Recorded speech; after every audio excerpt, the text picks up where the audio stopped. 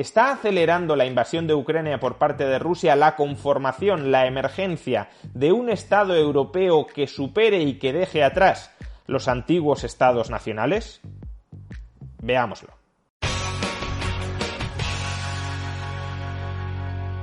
Decía el historiador Charles Tilly que la guerra hizo al Estado y el Estado hizo la guerra. Lo que quería expresar Tilly con esta afirmación es que los estados surgen históricamente como máquinas de guerra, como organizaciones bélicas, ya sea para defenderte frente a agresiones externas o ya sea para convertirte a ti mismo en un agresor, en un conquistador, en un anexionador de territorios y poblaciones extranjeras. Y asimismo, una vez se generaliza la forma política estatal, que, recuerdo, es una forma política concebida y perfeccionada para hacer la guerra, lo que sucede es que la guerra a gran escala, la guerra masiva, se extiende por todo el territorio mundial. Esto es lo que quería decir Tilly con esta famosa afirmación de que la guerra hizo al Estado y el Estado hizo la guerra. Más recientemente, el también historiador Peter Turchin ha dado respaldo empírico, historiográfico, cliométrico a esta afirmación de Charles Tilly.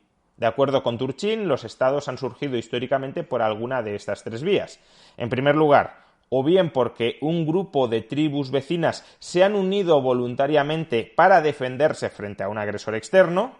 o en segundo lugar, porque una de esas tribus vecinas se ha convertido en tribu dominante y ha anexionado a la fuerza a las tribus vecinas para defenderse frente a algún enemigo exterior,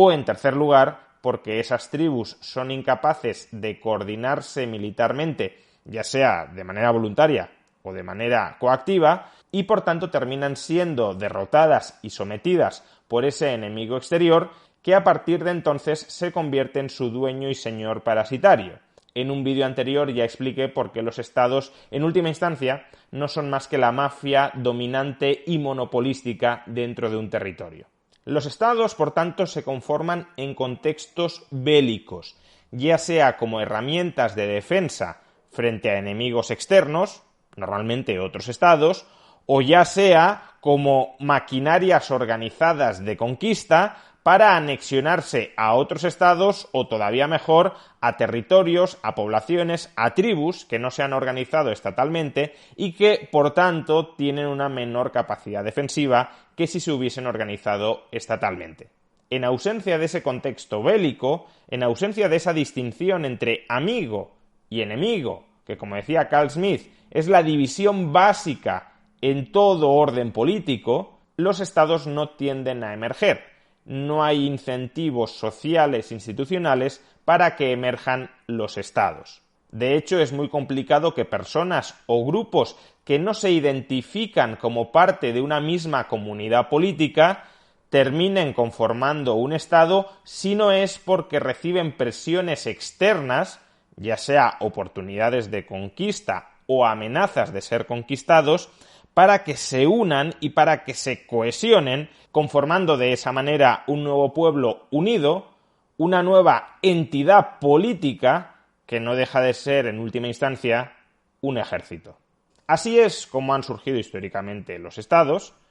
y este modelo de conformación histórica de los estados nos invita a reflexionar en la coyuntura actual si esto mismo no podría estar ocurriendo a partir de la invasión de Ucrania por parte de Rusia con respecto a la Unión Europea. La Unión Europea es hasta cierto punto una entidad política sin alma, sin identidad europea. Es una organización supraestatal que emerge del encuentro de las élites políticas europeas,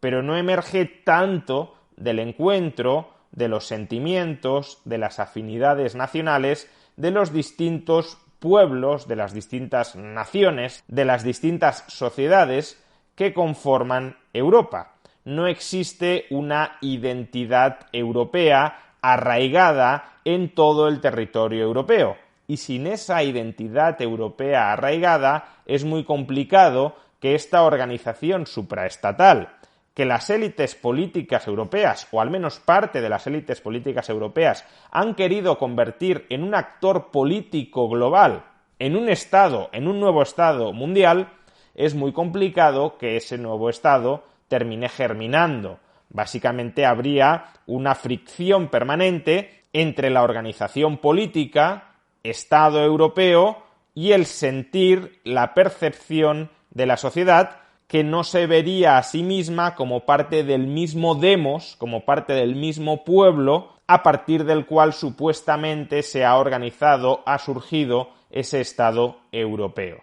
De ahí que el ritmo de integración europea siempre haya tenido que ser lento, porque una integración muy rápida chocaría de lleno con los deseos de la inmensa mayoría de la población europea, que desde luego puede ser partidaria de que exista una organización supraestatal llamada Unión Europea, pero que desde luego no es partidaria de que esa organización supraestatal se convierta en una organización estatal que elimine o que suprima los antiguos estados-nación, hacia los que la mayoría de ciudadanos europeos sienten una mayor vinculación. No estoy diciendo, cuidado, que esto sea positivo, no estoy defendiendo que la mayoría de ciudadanos sientan una muy estrecha vinculación con el Estado-nación.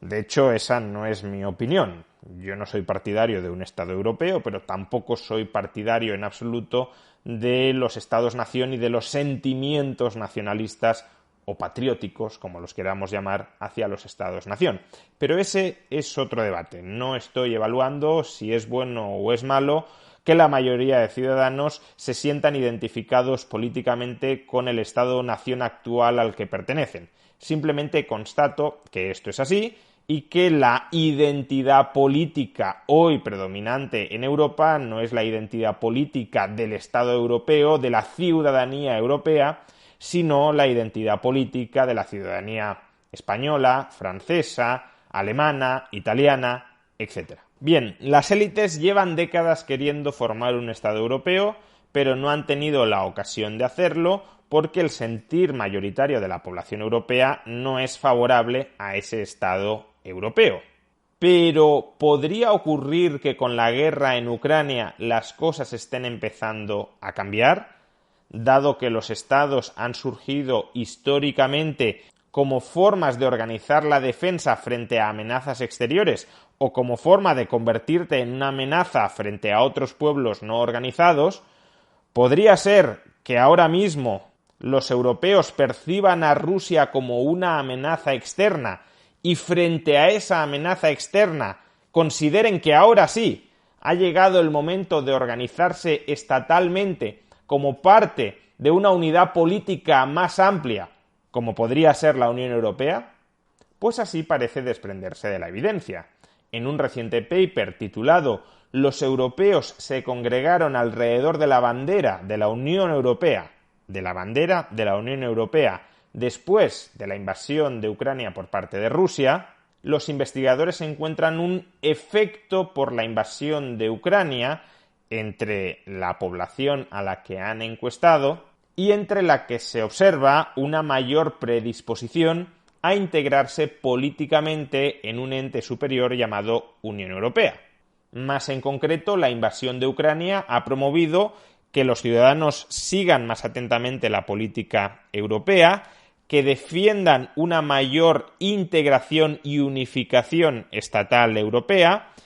que consideren que su país se beneficia de pertenecer a la Unión Europea, que se sientan vinculados emocionalmente a Europa y que defiendan el apoyo financiero entre miembros de la Unión Europea. Lo que aparentemente todavía no ha conseguido la guerra en Ucrania es que uno considere que se beneficia personalmente, no socialmente, no nacionalmente, sino personalmente de pertenecer a la Unión Europea. La mayoría de encuestados no consideran que obtengan grandes ventajas personales por pertenecer a la Unión Europea y tampoco ha conseguido, de momento, que uno se sienta, que uno se identifique como europeo.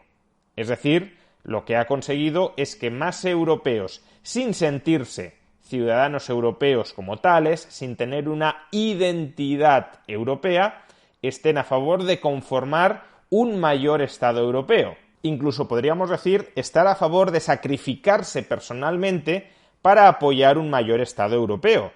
Porque si yo no obtengo ventajas personales por la Unión Europea y si yo no me identifico como europeo, pero aún así apoyo, defiendo, promuevo un Estado europeo, es porque acepto el sacrificio personal de conformar un Estado europeo para un mayor interés, para un mayor bien general. ¿Cuál sería ese bien general por el cual me estaría sacrificando yo? Básicamente organizar una defensa europea frente a una amenaza exterior como Rusia. Y si eso termina siendo así, no nos quepa ninguna duda que con el tiempo ese Estado europeo terminará construyendo la propia identidad europea. Por ejemplo, a través del control y la regulación de los planes de estudio de los estudiantes para que estudien historia europea, literatura europea, valores cívicos europeos, política europea,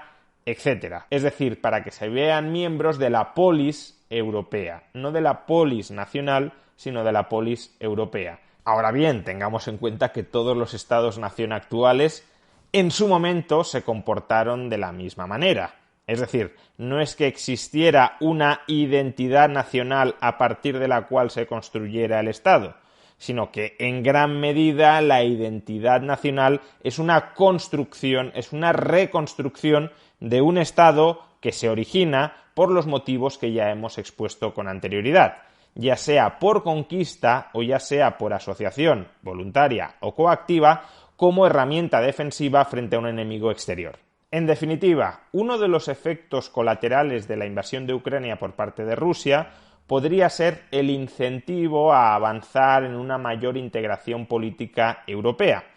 Un incentivo que las élites europeas, las élites políticas e intelectuales europeas siempre han tenido, pero que hasta el momento se había visto frenado, limitado, porque ese ímpetu suprapolitizador de Europa no era compartido por la mayoría de la población europea. Con la invasión de Ucrania y con la identificación de Rusia como una amenaza externa para los diversos países de Europa, una amenaza externa frente a la que hay que defenderse y frente a la que hay que organizarse para articular esa defensa, los ciudadanos, sin embargo, están empezando a aceptar, están empezando a ceder ante el deseo de las élites europeas de conformar esa unidad política supraestatal. Se comprueba nuevamente, por tanto, que la guerra hace al Estado. Y no perdamos de vista que el Estado hace la guerra. Y estados más grandes hacen guerras más grandes.